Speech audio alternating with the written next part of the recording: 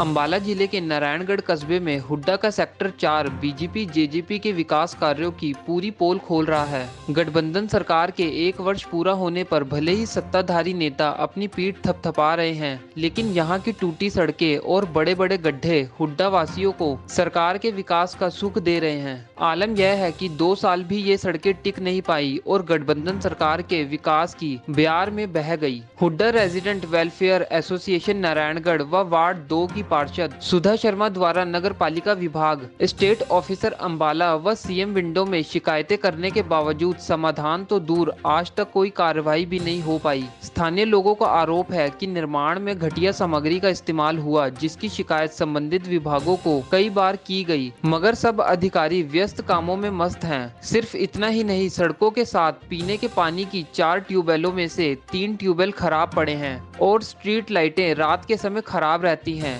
अंधेरा छाया रहता है और सीवरेज के लिए कोई ट्रीटमेंट प्लांट तक नहीं बनाया गया। इतना पैसा खर्च करके करोड़ों की कोठियां यहां बनाने वाले अब अपने आप को ठगा महसूस कर रहे हैं। उन्होंने सभी सुविधाएं मुहैया कराने की मांग की।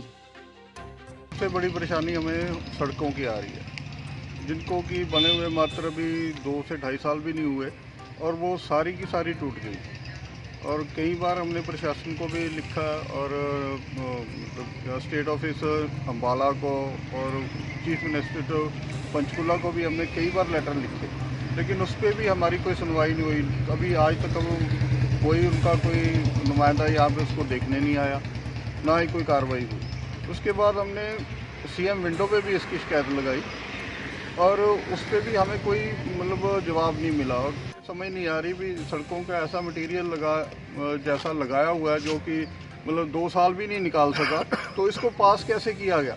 जो सीवर लाइन है वो खुले में इन्होंने इस नाले में गिरी हुई है, जिसका कोई ट्रीटमेंट प्लांट इन्होंने आज तक नहीं बनाया। इतना पैसा बंदा खर्च करता है, उस हिसाब से सहूलियत के नाम पे कुछ भी नहीं। ना सड़कों की व्यवस्था संग है, ना लाइट की है, पानी का 1 ट्यूबवेल चल रहा है, 3 ट्यूबवेल ख़राब है।